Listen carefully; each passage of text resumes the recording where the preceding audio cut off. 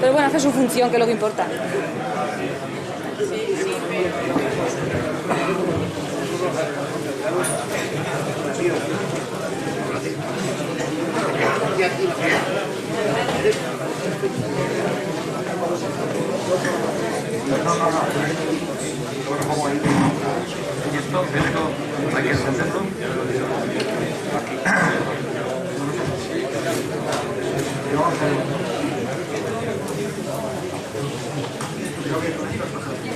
Sí, bueno, pero no.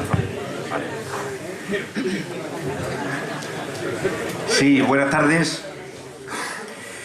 Bien, desde la Asociación de Vecinos del Casco Antiguo, que está organizando durante esta semana lo que son las fiestas patronales tradicionales que se hace por estas fechas todos los años, y durante la organización de estas jornadas hay actividades culturales, hay actividades lúdicas y hay alguna actividad religiosa por el santo patrón.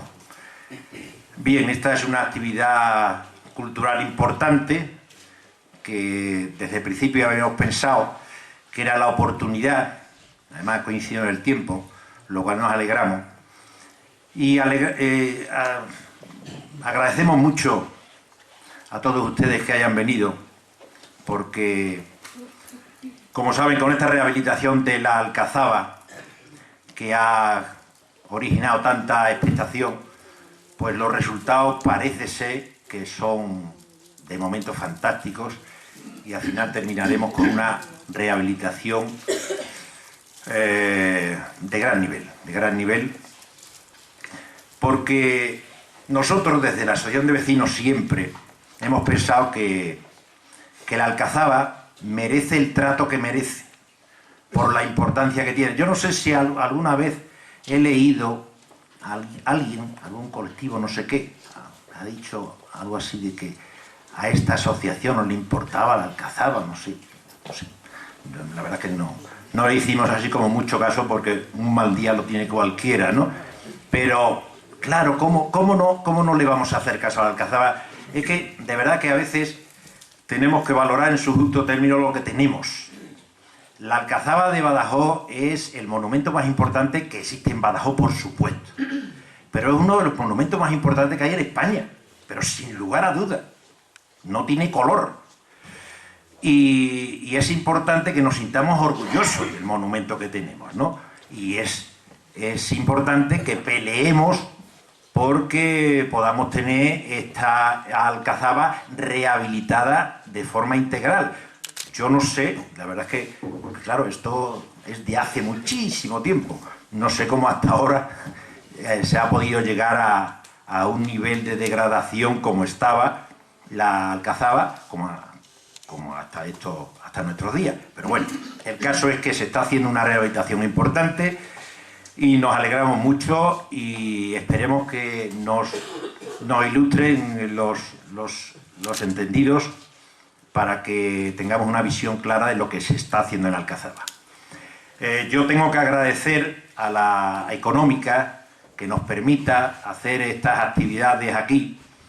La verdad que siempre las Económicas, aparte de ser una institución tan importante, tan fundamental para Badajoz, está ubicada aquí en el Casco Antiguo. A nosotros nos gusta más también, por eso de que nosotros somos muy militantes, muy forofos del Casco Antiguo, y la Real Sociedad Económica siempre nos brinda su casa para todo lo que pedimos, ¿no? El otro día me acuerdo, porque es una anécdota, de verdad que sí, que me gusta, hablando, era a final de año, estamos organizando el Día del Socio, y estaba hablando yo con Carlos Torres, el secretario del alcalde, que había algún problema de fechas y que no podíamos, queríamos hacerlo en las casas consistoriales, no podíamos hacerlo porque no sé qué, y estaba yo con él así, y estaba Paco Pedraz delante.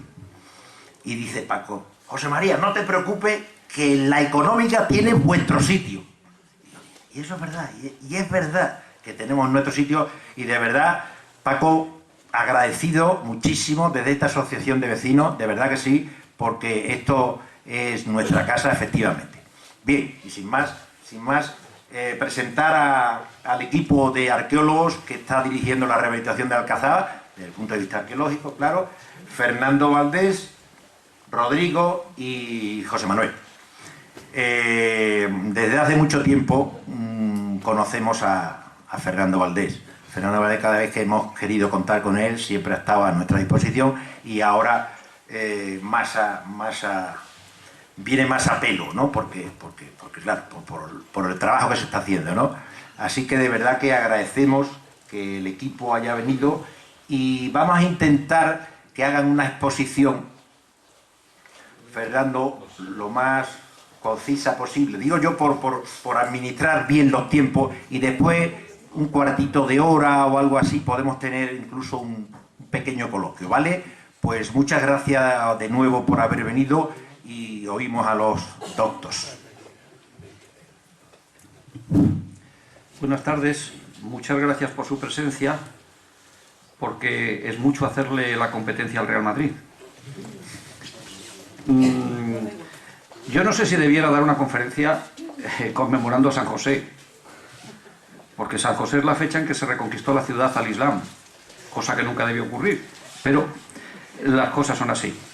La Alcazaba son muchas cosas, pero permítanme que diga que para mí la Alcazaba es mi vida científica, que ya son 40 años de trabajo aquí.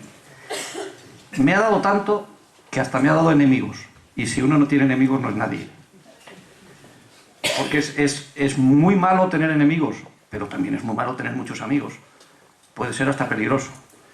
Yo agradezco la oportunidad de poder hablar aquí. Agradezco la oportunidad que me ha dado la Asociación de Vecinos del Casco Antiguo, mi buen amigo José María Soriano, al que conozco desde hace muchos años, primero por vía administrativa y luego por vía personal, y a la Económica, de la que soy miembro, humilde miembro y miembro inútil, pero miembro al fin y al cabo.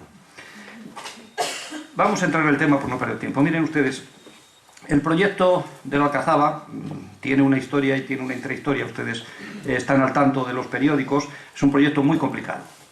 Es un proyecto muy complicado por muchos motivos. Primero porque es el resultado de una avenencia entre administraciones, cosa siempre difícil. Pero además es el resultado de tener que hacer un proyecto sobre un yermo. Conocíamos mucho de la Alcazaba, sabíamos mucho de la Alcazaba, pero hay que reconocer que de la Alcazaba habíamos trabajado en zonas muy concretas, a pesar de ser muchas y amplias. Nunca, por razones de pura economía, habíamos tenido la oportunidad de excavar, de estudiar las zonas periféricas del monumento, las que están pegadas al muro. Y casi me alegro, porque con la experiencia de estos 3-4 meses que llevamos trabajando allí, ya nos hemos dado cuenta de que hubiese sido imposible con un proyecto de arqueología normal poder llegar a los resultados a los que hemos llegado. Hacía falta un proyecto de rehabilitación que invirtiese mucho dinero, pero que también utilizase unos medios técnicos que de otra forma una excavación arqueológica normal no puede llegar. Piensen ustedes que a estas alturas sobrepasamos ya, creo que cumplidamente, los 20.000 metros cúbicos de tierra extraído, se dice pronto 20.000 metros cúbicos, y lo que vamos a enseñar aquí, que son unas cuantas diapositivas para que ustedes vean cuál es el resultado de los trabajos, da una imagen muy pálida de lo que es. El día que ustedes puedan asomarse al interior del recinto, que está peligroso en este momento, y embarrado, por cierto, se darán cuenta de que de repente hay Alcazaba. Porque la Alcazaba se veía desde fuera, pero no se veía desde dentro. No es la primera vez que yo me he encontrado con un turista que me ha preguntado, por favor, ¿dónde está la Alcazaba? Yo he dicho, pues mire usted a su alrededor, porque la Alcazaba estaba completamente llena de tierra. En este momento los muros se ven, al menos en 3/4 partes, y de repente nos hemos dado cuenta de que los muros son tan altos por dentro como por fuera, que hay una altura de 6 metros, 7 metros, 8 metros de muro, y que ahora los muros se ven desde el cimiento hasta arriba. Y eso significa que, de repente, cuando uno entra por la puerta del capitel y se sitúa en cierto punto de la Alcazaba, hay Alcazaba.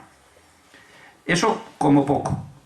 Después hay que hablar de los restos arqueológicos, vamos a ir hablando. Pero si quieren que yo les concluya, antes de empezar muy rápidamente, qué es lo que se ha encontrado hasta este momento digno que no supiésemos. Primero, muchísima información sobre el sistema constructivo de la Alcazaba, porque la parte baja de los muros, la parte almohade, que es la de la zona donde estamos trabajando, básicamente, hecha en 1169, 1170, se conservaba intacta, pero intacta hasta unos extremos inconcebibles.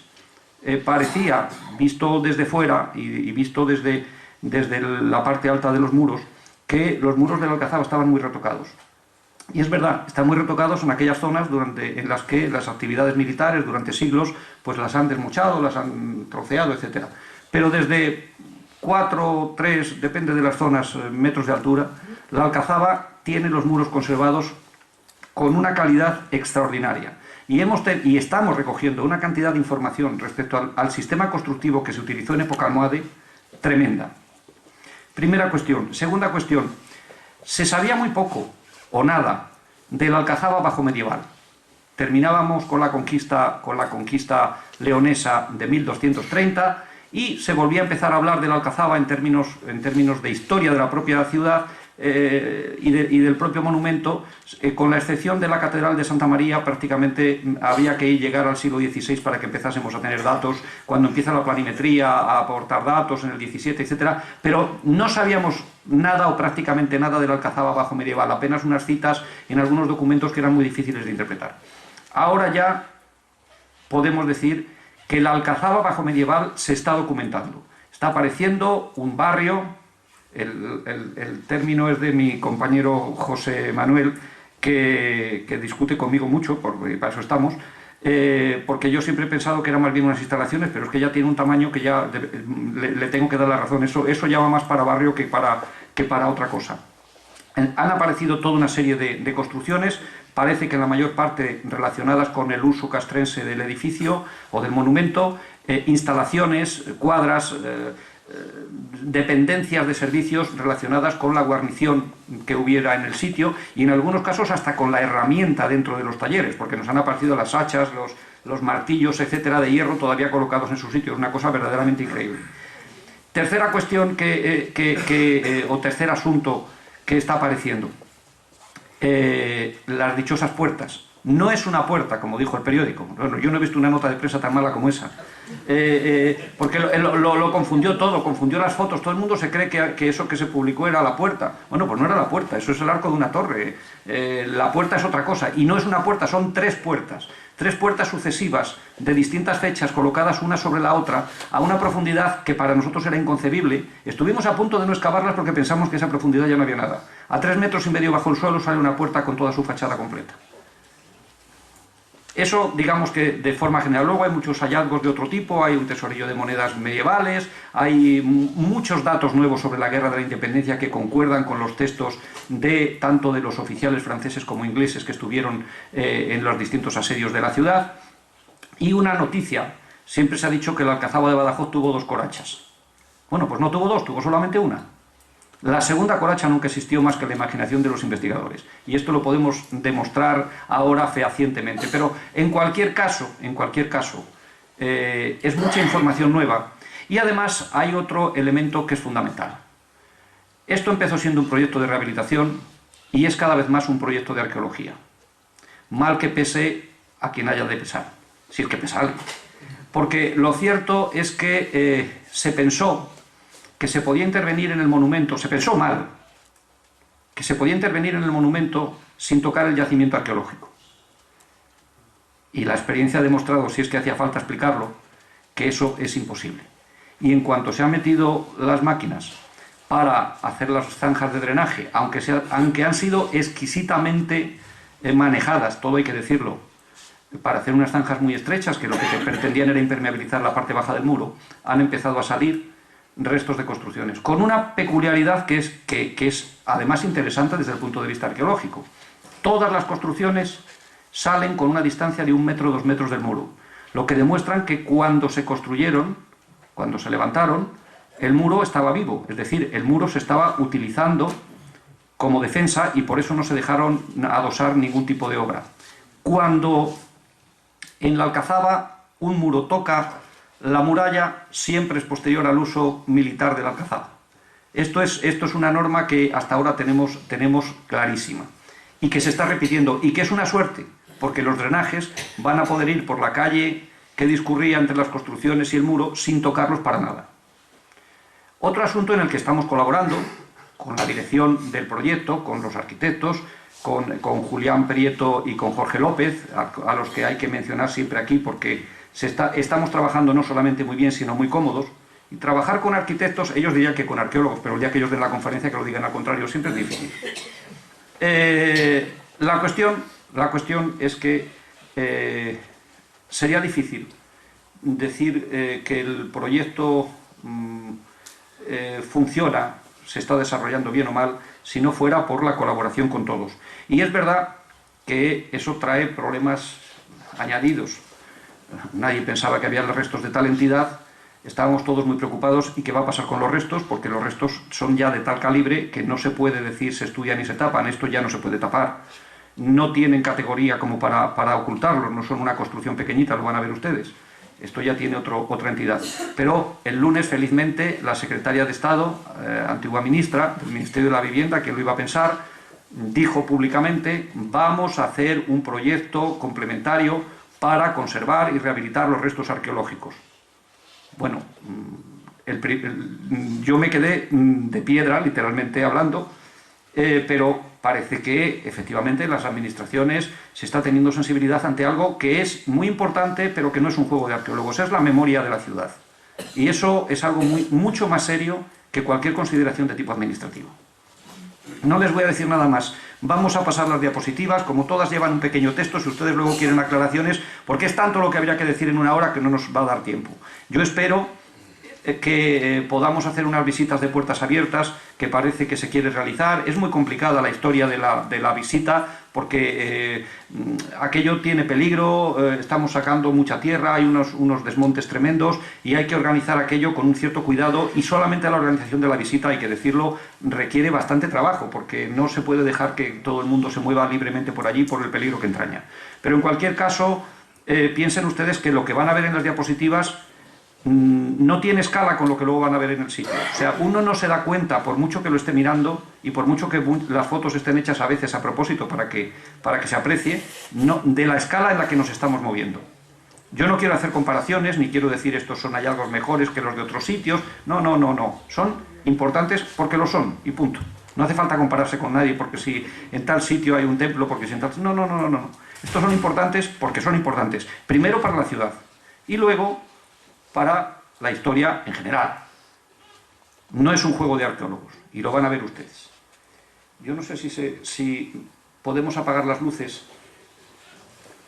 Bueno, para que ustedes tengan la ficha técnica, siempre hay que citar a todos los participantes, porque otra innovación. No somos una empresa de arqueología, somos dos empresas de arqueología que estamos trabajando sin el mínimo problema y sin la mínima competencia, sino en muy correcta camaradería. Pero es que los arqueólogos tenemos eso. Nos llevamos fatal entre nosotros, pero cuando hay que ponerse de acuerdo para una cuestión superior, lo he dicho en alguna ocasión, nosotros somos como los mujahidín. Y un mujahidín es el que practica el yihad, que se traduce malamente como la Guerra Santa, pero ustedes ya saben lo que les estoy diciendo. Bien, este es todo el equipo que ha estado trabajando, que trabaja en el proyecto. Esta es simplemente una diapositiva para que ustedes vean en las zonas donde se había intervenido. Es decir, todo eso es lo que se había hecho en todas las excavaciones que se realizaron desde el año 77, 78 en realidad, 77 como planimetría en la Alcazaba. Lo que pasa es que en prácticamente ningún sitio habíamos llegado a tener, perdón que se me ha ido la diapositiva, las profundidades que ahora tenemos. Esta zona de acá en el lado norte se había bajado en la zona de la Puerta del Río, pero había sido como desmonte y allí nunca aparecieron restos, precisamente porque era la puerta. Pero las cosas han empezado después a hacerse más profundas.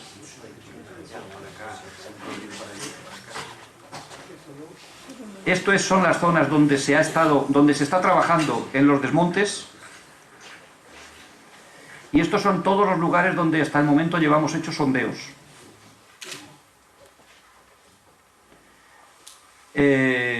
Estamos en la Puerta de los Carros, en el momento de comenzarse la excavación, bueno, de comenzarse los trabajos en realidad, a comienzos de septiembre, un pequeño sondeo. Es el único sondeo, o prácticamente el único que por el momento, justo al lado de la escalera que hay junto a la Puerta de los Carros, donde han salido restos prehistóricos. Estamos en una zona en la que no hay restos prehistóricos localizados. Y aquí ven ustedes ya cómo se han hecho las zanjas para poder meter las conducciones. Hay que decir que la arqueología ha ahorrado mucho dinero al proyecto. Bueno, se lo va a gastar en otra cosa, que para eso estamos, pero ha ahorrado mucho dinero el proyecto por una sola razón. El hecho de poder guiar la forma de hacer las zanjas de drenaje nos ha permitido localizar los drenajes almohades antiguos, que no se veían por ningún lado, y se va a poder volver a drenar el muro por los mismos drenajes que se construyeron en el siglo XII sin tener que hacer ninguna obra adicional. Pero lo curioso de todo esto es que los drenajes a 4, 5 y hasta 6 metros de profundidad, como han aparecido, han estado vivos. Y la prueba es que dentro de uno y a 4 metros bajo el suelo apareció una bolsa de café camello, lo cual significa, arqueológicamente hablando, que la alcazaba, quienes la hicieron, la planearon tan perfectamente que ha seguido viva en todas las instalaciones. Vean ustedes cómo estaba la zona norte, la Puerta del Río, antes de empezar los trabajos, y una leve cosa simplemente para que vean cómo se empezó a desbrozar, porque aquello en la Puerta del Río estaba como la selva virgen africana. Bueno, esto está mucho más profundo ahora, pero este es el adarve, en la zona norte. Estos son las cimentaciones del siglo XIX, de las reformas que se hicieron en el XIX después de la Guerra de la Independencia. El nivel de la tierra iba por aquí. Y todavía de aquí hasta el final hay casi 2 metros de tierra que se ha extraído en este momento. Esto es para que ustedes tengan simplemente una idea de las magnitudes en las que nos estamos moviendo. Nunca, y lo vuelvo a repetir, se hubiese podido hacer este proyecto si no hubiese sido un proyecto de rehabilitación. Es decir, esa teoría de que hay que excavar y se puede hacer, imposible. En este caso hubiese sido imposible. No hay proyecto de arqueología en el que se puedan gastar 200.000 euros solamente en retirar tierra. Esto es completamente imposible. Y nadie podía suponer que a esas profundidades hubiese ya restos. Rodrigo. Yo te voy pasando las diapositivas. Sí, pero tendrás que ponerte al lado del micrófono, si no lo vas a poder hablar.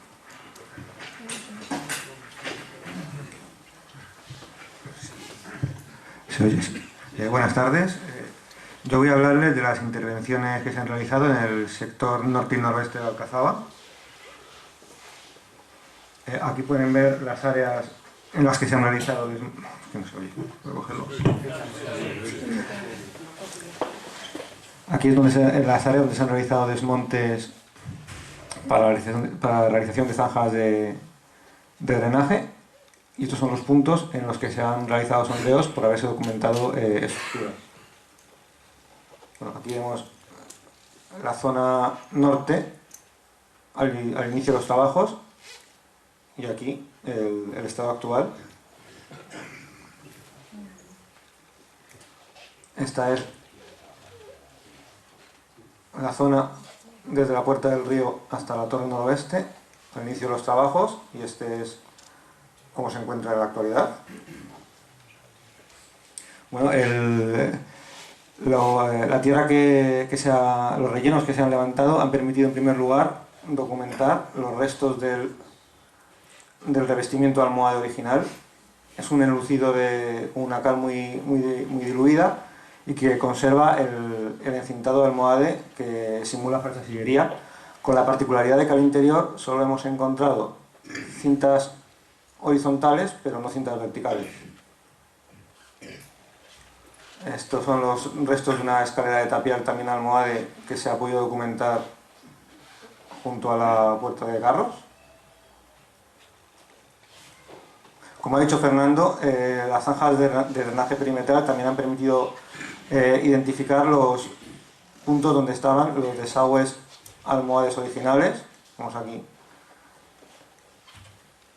Estos son los desagües originales, que son unas cajas limitadas por lajas de piedra que miden unos 40 centímetros de altura por 20-30 de anchura y que tienen, por supuesto, todo el grosor del muro.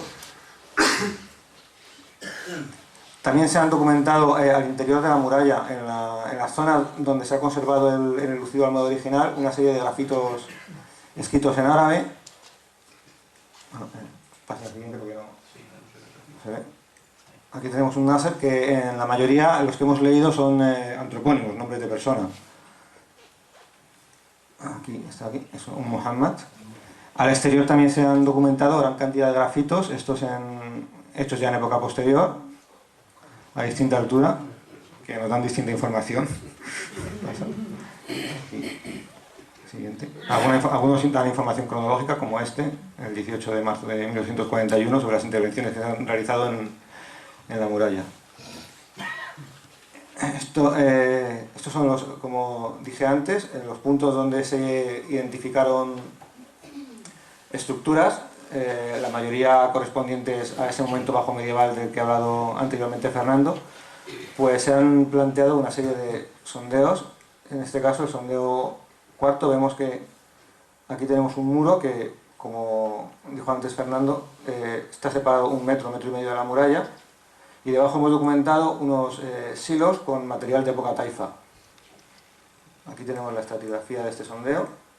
Vemos cómo la zanja de cimentación de la muralla almohade rompe todos los niveles anteriores. Estos son los silos de los que les he hablado antes.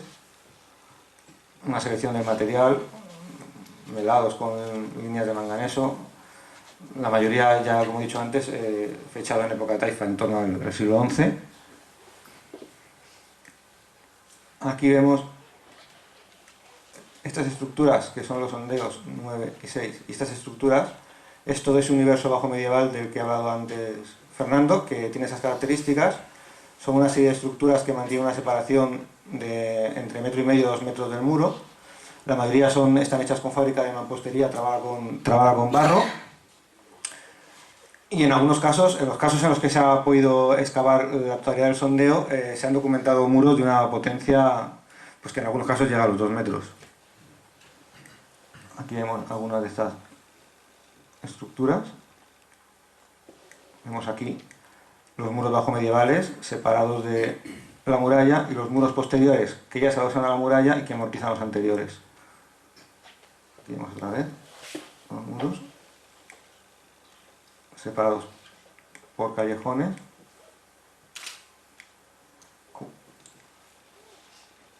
Aquí tenemos los muros y las atarjeas que aprovechan los desagües almohades para verter en ellos agua y drenar el interior de la alcazaba. Este sondeo, el sondeo 7, es hasta ahora uno de los pocos que se ha excavado en su totalidad. Ello se hizo primeramente porque queríamos tener un sondeo valorativo que nos informase sobre la potencia estratigráfica de toda la zona y lo que cabía esperar. Y en segundo lugar, pues por un hecho...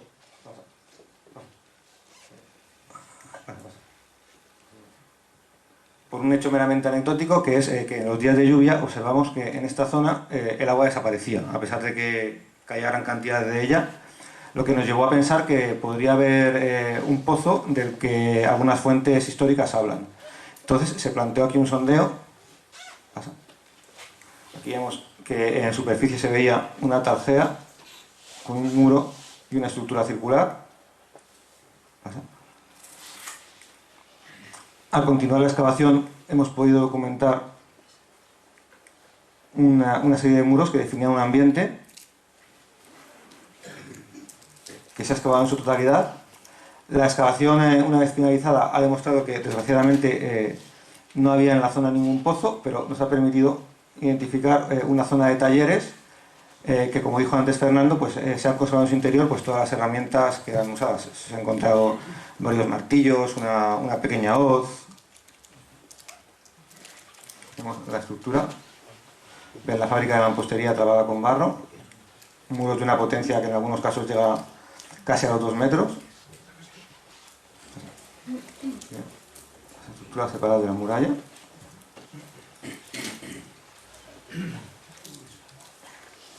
Uno de los materiales que se han documentado.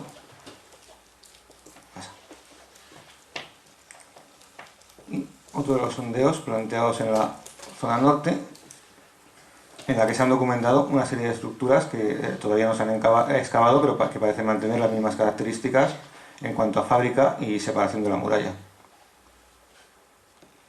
Aquí vemos las estructuras separadas de la muralla y que a su vez están separadas entre ellas por callejones perpendiculares que se pierden más allá de la zanja excavada.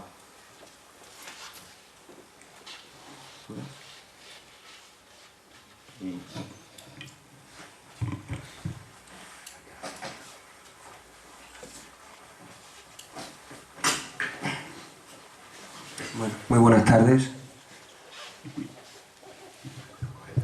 Voy a hablarles del sector noreste de la Alcazaba. En rojo ven la zona de desmontes, de esas franjas perimetrales a la muralla, y comenzaríamos en la torre 5, donde comienza la tenaza que termina en la torre 6 o en la torre conocida como de las siete ventanas. Esa es la planimetría actual de la zona. Vemos la tenaza con ángulo invertido hacia adentro realizada en el siglo XVIII en lo que se conoce como brecha de las aguas.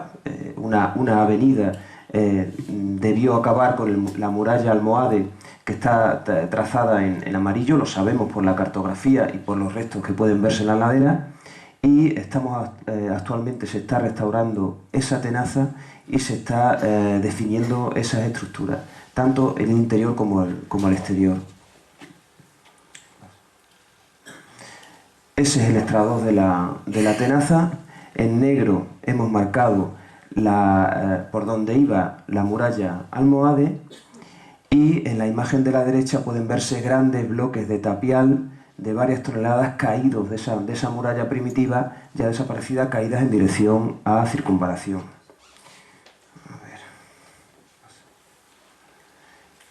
Este es el intradós de la tenaza. Lo hemos limpiado y hemos visto que era más compleja de lo que parecía en principio. Tiene este refuerzo interno que se está limpiando y será restaurado, y a mitad de lienzo unos desagües que se están recuperando para la salida de aguas. Pasa. Esta es la torre de las siete ventanas. Estaba tapiada desde 1974 para evitar la entrada de mendigos que han hecho hogueras tradicionalmente dentro. Hemos roto ese tabique y nos hemos encontrado con reformas que arrancan desde la Edad Media. Aquí se ve una base de ladrillo de un arco también de ladrillo que ya ha sido restaurado. Aquí, en esta línea, marca la unión de la muralla medieval, la muralla de tapia, con la unión del siglo XIX. Esa es la imagen actual del arco. Es una zona muy compleja por el estado de conservación, ha sufrido numerosas reparaciones y posiblemente no consigamos averiguar muy bien su funcionamiento debido a esta cimentación tan pobre que tiene. Por dentro se ve un relleno de tapia que ha intentado ser horadado sin éxito porque es muy dura, y bueno, realmente es una complicación su estado actual, pero se ha conseguido esa restauración del arco interno. Pasa. Esa es la imagen de la torre de las siete ventanas por fuera, donde se conserva la conocida puerta de la coracha, que creemos que ni siquiera, que tal vez no sea una puerta, sino un desagüe antiguo.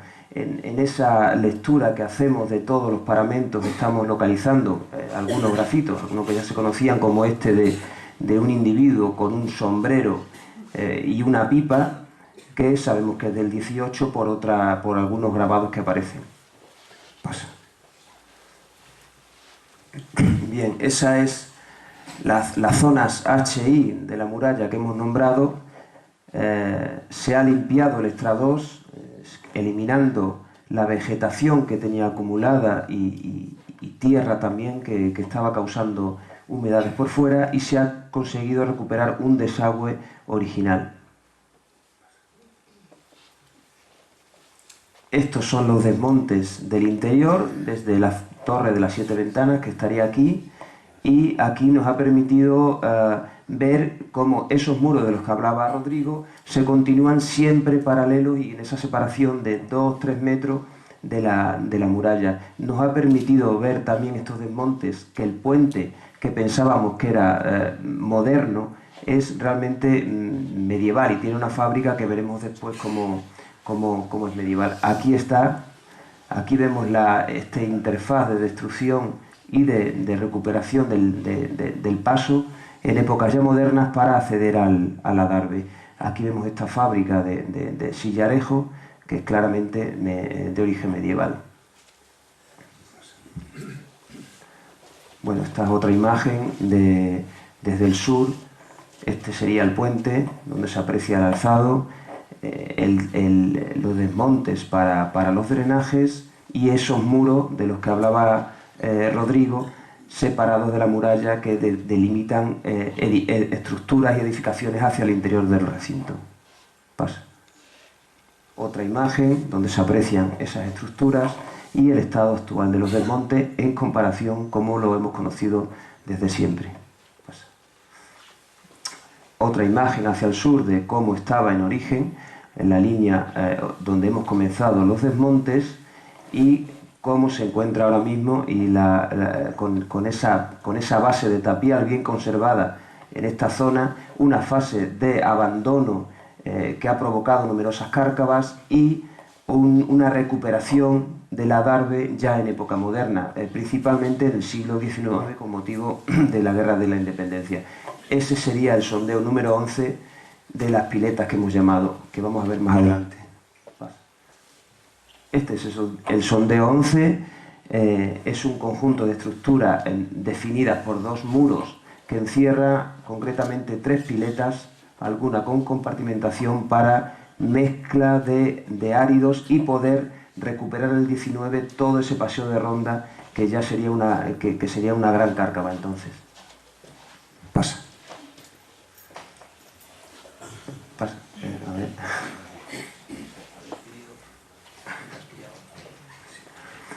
Bueno, esa es una imagen del sondeo 11 con las piletas. Está en una cota muy alta, lo cual nos ha obligado a su total documentación para posteriormente tener que eliminarlas. Estaban en una cota muy superficial sobre los rellenos, apoyando sobre rellenos del siglo XVIII y XIX. Aquí se ve un caño en este muro que es el que recogía agua de la ladera para rellenar todas estas piletas para las obras de recuperación del adarve. En esa cota del 19 que se ve aquí claramente, y en esta zona ha aparecido numerosos proyectiles de la Guerra de Independencia. Aquí han aparecido alrededor de 40 proyectiles, si mal no recuerdo. Aquí tenemos uno de ellos que ha aparecido y estas serían las piletas. Pasa. Bueno, otro elemento singular que ha aparecido es una escalera almohade. Ya se intuía ligeramente aquí, aunque los peldaños estaban muy arrasados, y no solamente, además, en este plano de Ignacio de Sala del siglo XIX, donde se ve, aunque ya rodeado de rellenos. Al fondo puede verse una plataforma para batería sobre el pasaje del metido y con un muro ya arruinado en la última década y que ha sido necesario eliminar. Pasa. Esta es la imagen actual de los desmontes. Este es uno de los muros que definía esas piletas de las que hemos hablado. Esta es la escalera almohade y un adosado de época moderna. Vemos cómo cimenta aquí, una cimentación muy pobre y en parte esos muros ya vencidos y arruinados, y está tapando un arco central. Hay que imaginarse la escalera con dos vertientes, esta vertiente norte ya despejada, con dos arcos, uno central, y creemos que en el otro lado tendremos otros 2 arcos, en definitiva 5 arcos. Pasa. Esta es una imagen de la escalera. La línea de desmontes original de donde hemos partido sería esta. Este muro arruinado de esta estructura adosada al arco central, donde había incluso una chabola a esta cota y incendios dentro del arco. Vamos a retirar este conjunto para recuperar el arco central almohade. Pasa. otra imagen de la escalera. Vemos, aquí se aprecia claramente la estructura del arco, con dovelas de granito alternadas con ladrillos, y todo ello enfoscado con esa cal que mencionaba Rodrigo, con una cal muy fina que casi parece un estucado y que forma una decoración muy característica.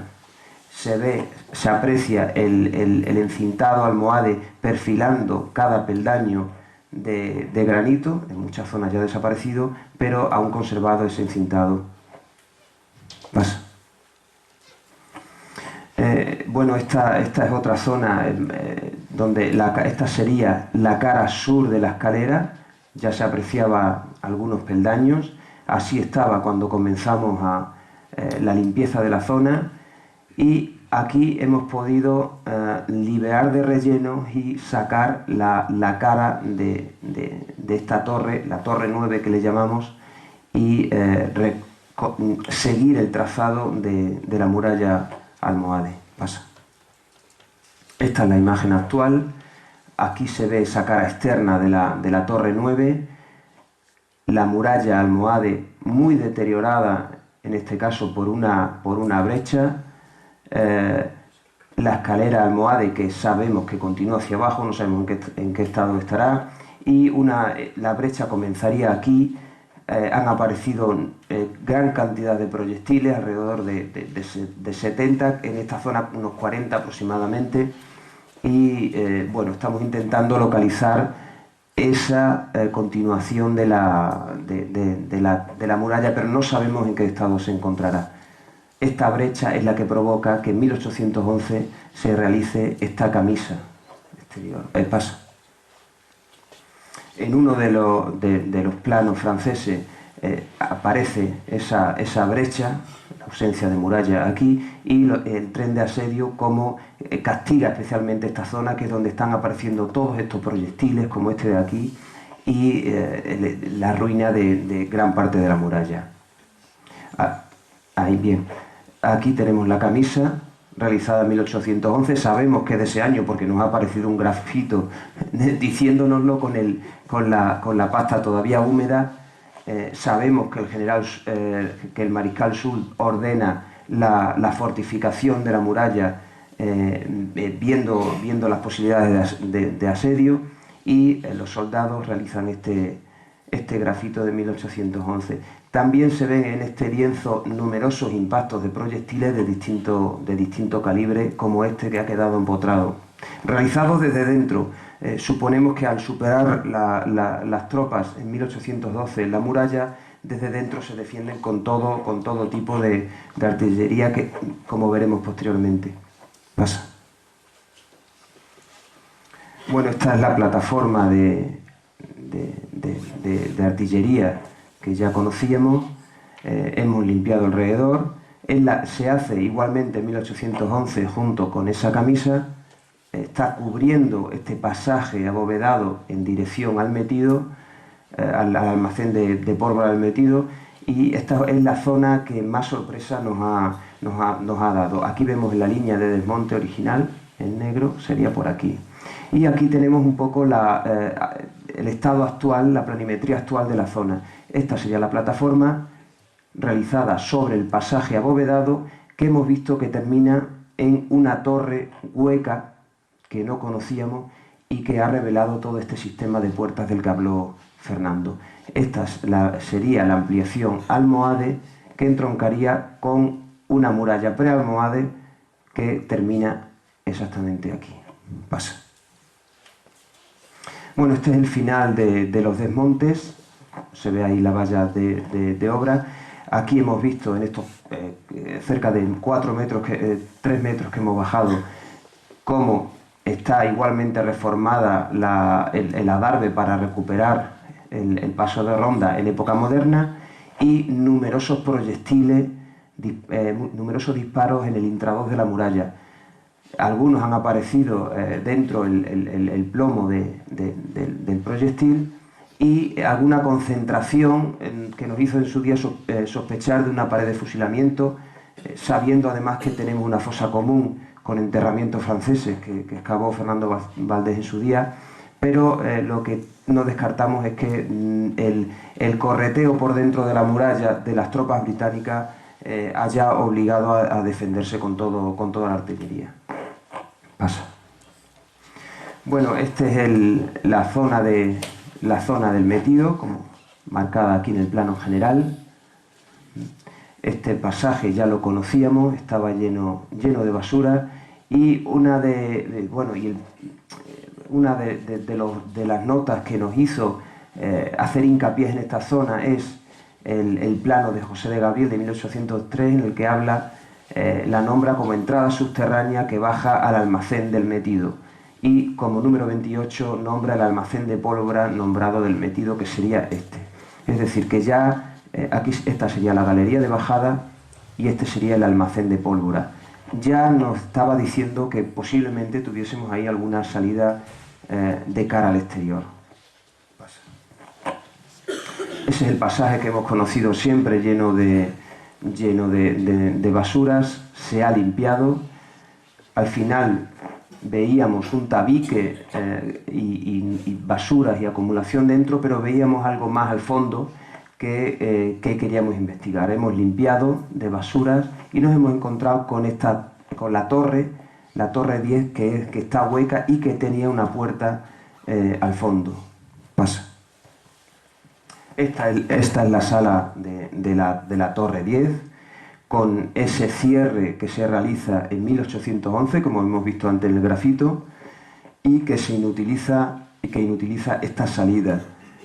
Nuestra sorpresa no solamente fue encontrarnos con esta salida, sabíamos que había sido castigado por los proyectiles, apareció aquí un impacto de bala, dio en la pared y cayó aquí, y efectivamente apareció el proyectil en el suelo. Sabíamos además que tenía otra puerta aquí al lado, se ven la imitación de los ladrillos, y al limpiarla nos encontramos con un alfiz y con otra puerta tabicada. Al exterior realizamos otra limpieza de la zona y nos encontramos con que había una tercera puerta, es decir, una primera puerta, una segunda puerta y una tercera puerta. Este es el sistema de puertas tan complejo que estamos estudiando ahora mismo. Como se ve aquí, todavía nos queda por bajar al menos un par de metros, y bueno, estamos esperando que el tiempo nos ayude un poco a continuar con la excavación. Pasa. Esta es la zona que conocerán ustedes. Estos muñones de tapia ya eran visibles. Aquí se ve la muralla pre-almohade, el lienzo pre-almohade, con una serie de ampliaciones ya de época almohade, que sería esta torre con la continuación de la muralla, que sería por aquí. Aquí tenemos ya la zona limpia. Esta es la torre que hemos visto antes por dentro. Esa sería la puerta tabicada en 1811, y aquí estaría una de las puertas, y aquí aparece esa puerta, esa otra puerta más grande que vamos a ver aquí dentro. Por aquí continuaría la muralla medieval, que es la que estamos limpiando para intentar localizarla. Pasa. Nuevamente el conjunto. Esta sería la torre 10, con esa puerta todavía cegada. Esta la puerta, arco puerta, que nos ha aparecido aquí con una clave de granito y esa arquería de ladrillos. Y bueno, aquí tenemos la planimetría, la muralla pre-almohade, de la que hemos hablado antes, este hueco donde se manifiestan todas estas puertas que estamos estudiando, cuáles son las de entrada, si comunica un recinto anterior con el almohade, o si comunica con el exterior. Pasa. Una imagen de la puerta limpiándose. Pasa. Y una más de detalle. Ya hemos bajado un poquito más, hemos alcanzado el salmer de granito, toda esa arquería de ladrillo con la clave de granito, y bueno, se ve que ha estado mucho tiempo a la intemperie, donde hay zonas que han sufrido bastante. En esta dirección se conserva bastante mejor la puerta. Pasa.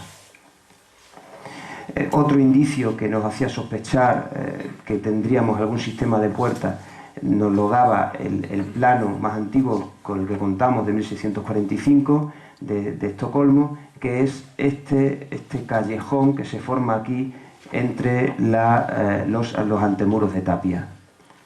Esta es la planimetría de la zona, la torre 9 recién limpia, la escalera que estamos actualmente excavando, esta sería la brecha, en amarillo es la zona sería el trazado hipotético, porque en verde es la zona conservada. La torre con ese sistema de puertas y el almacén de pólvora del metido que está realizado sobre tapiales medievales que conforman este propugnaculum o este sistema de antepuertas.